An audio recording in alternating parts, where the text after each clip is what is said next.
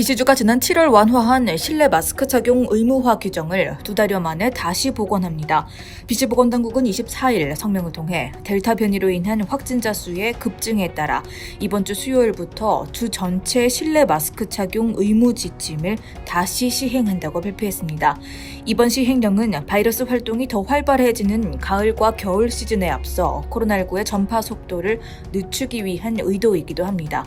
BC보건당국의 보니 헨리 최고보건관은 시간이 지날수록 백신 접종을 받지 않은 사람들과 부분적으로 접종한 사람들 사이에서 코로나19 감염이 늘어남에 따라 실내 공공장소에서 마스크 착용 의무화를 복원하기로 했다고 설명했습니다.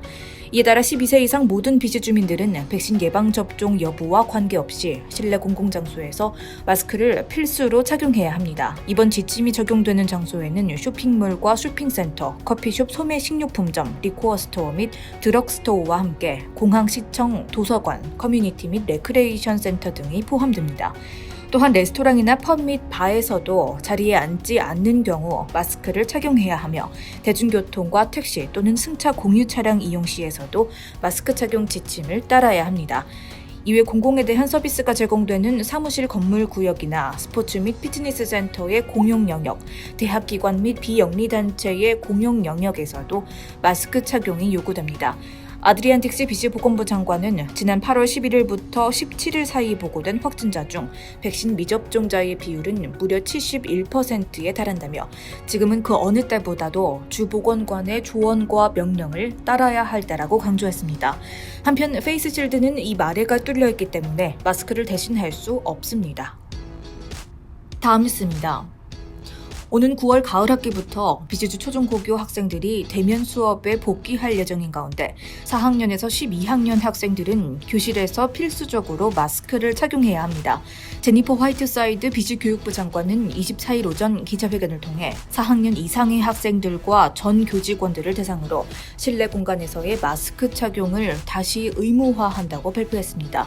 이에 따라 실내에서는 학교 내 전 직원과 방문객도 마스크를 착용해야 하며 킨더가든부터 3학년까지의 어린이들도 마스크 착용이 적극적으로 권장됩니다. BC교육부는 이번 학기부터는 지난 1년간 시행했던 코호트나 학습 그룹 제도가 중단되고 코로나19 사태 이전과 같은 전면 대면 수업이 진행될 예정이라고 덧붙였습니다. 단 이전 학기에서 시행된 위생과 통풍 및 안전 프로토콜을 포함한 다른 조치들은 올 가을 학기에도 계속될 예정이며 전염률이 높은 지역 사회의 학교나 학군에 대해서는 특정한 추가 조치를 내릴 수 있게 할 계획입니다. 더불어 학생들은 매일 건강 상태에 대한 자가 진단을 완료해야 하고 몸이 아플 때는 집에 머물러야 합니다. 이외 보건당국은 앞으로 몇 주에 걸쳐 학생과 교사 및 학교 직원들을 대상으로 예방접종 캠페인에 나설 예정이라고 밝혔습니다. 보니 헨리 최고보건관은 이날 발표에서 가을 학기부터는 12세에서 17세 사이의 청소년들이 백신 예방접종을 쉽게 접할 수 있을 것이며 대학생들을 위한 캠퍼스 내 클리닉도 운영할 계획이라고 전했습니다. 한편 대학생의 경우에는 캠퍼스에 대한 새로운 마스크 의무화 조치가 시행됩니다. 이 조치는 로비와 복도, 계단, 엘리베이터, 교실, 실험실 등 캠퍼스 내 모든 실내 공공구역에 적용됩니다. 또한 오는 9월 중순부터는 캠퍼스 내 일부 비필수 서비스에 대한 백신 예방접종 증명 제도도 도입될 예정인데 발표에 따르면 교내 기숙시설에 거주하는 학생들이 이에 포함됩니다. 엔칸 고등교육부 장관은 이날 대학들이 독자적인 정책을 개발하거나 더 많은 환경에서 백신 접종을 위한 추가적인 증명서를 요구할 수 있다며 앞으로 며칠 안에 이와 관련한 추가 지침이 발표될 것이라고 전했습니다. 다음 소식입니다. 시간이 지날수록 화이자 백신 지속 효과가 아스트라제네카 백신 지속 효과보다 빨리 떨어진다는 연구 결과가 나왔습니다. 현지 시각 20일 영국 인디펜던트는 옥스포드 연구진의 연구 결과를 인용해 화이자 백신의 효과가 아스트라제네카보다 더 빨리 떨어진다는 연구 결과가 나왔다고 전했습니다.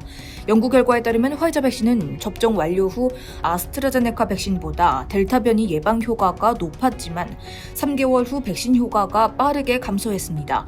반면 반면 아스트라제네카 백신은 접종 완료 3개월 후에도 백신 효과에 변화가 거의 없는 것으로 나타났습니다. 이번 연구의 수석 연구원인 코엔 파웰 옥스퍼드 대학 인구건강학과 교수는 백신 효과가 약간 감소했지만 전반적인 효과가 여전히 매우 높다는 점에 주목해야 한다고 말했습니다.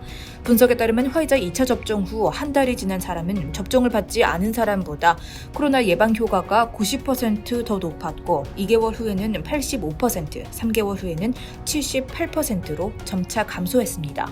화이자 백신의 효과 지속성이 취약하다는 연구 결과는 이번이 처음이 아닌데 미국 미네소타주 메이오 클리닉 병원이 수집한 자료에 따르면 모더나 백신의 경우 지난 2월부터 7월 사이의 감염 방지율은 91%에서 76%로 화이자의 경우 89%에서 42%로 감소했습니다.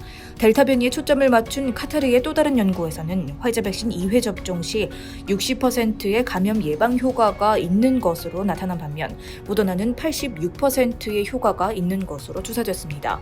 백신 효과의 지속성과 관련해 알렉산더 에드워드 레딩 대학 생물의학과 부교수는 다양한 백신 유형의 효과가 시간이 지남에 따라 약간의 변화와 미묘한 차이가 있지만 모두 훌륭하게 작용한다고 설명했습니다. 다음 뉴스입니다. 신체 활동을 적게 하고 오래 앉아있으면 뇌졸중 위험이 증가한다는 연구 결과가 나왔습니다. 캐나다 캘거리대 연구팀은 뇌졸중이나 심장병 또는 암병력이 없는 성인 14만 3,180명을 평균 9.4년 동안 추적 조사했습니다. 연구진은 참가자들이 앉아있는 여가 활동에 매일 할애하는 시간을 조사하고 시간에 따라 하루 4시간 미만, 4시간에서 6시간 미만, 6시간에서 8시간 미만, 그리고 8시간 이상으로 분류했습니다. 참가자들의 신체 활동 정도도 4단계로 나누었는데 이때 신체 활동이 가장 적은 그룹은 매일 10분 이하의 산책과 비슷한 정도의 활동을 했습니다. 추적 기간에 발생한 뇌졸중 2,965건을 분석한 결과 오래 앉아있을수록 뇌졸중 발병 위험이 높았습니다. 매일 8시간 이상 앉아있고 신체 활동이 적은 사람들은 매일 4시간 미만 앉아있고 신체 활동이 활발한 사람들보다 뇌졸중 위험이 7배 더 높았습니다. 60세 이하라 하더라도 신체 활동이 적고 좌식 여가 시간이 8시간 이상이라면 좌식 여가 시간이 매일 4시간 미만인 사람보다 뇌졸중 위험이 4.2배 더 컸습니다. 연구의 저자인 네드 자운디는 60세 이하의 성인들이 신체 활동을 거의 하지 않고 오래 앉아 있으면 뇌졸중 위험이 증가할 수 있다는 것을 알아야 한다고 말했습니다. 이번 연구 결과는 미국 심장협회 학술지 뇌졸중에 최근 게재됐습니다.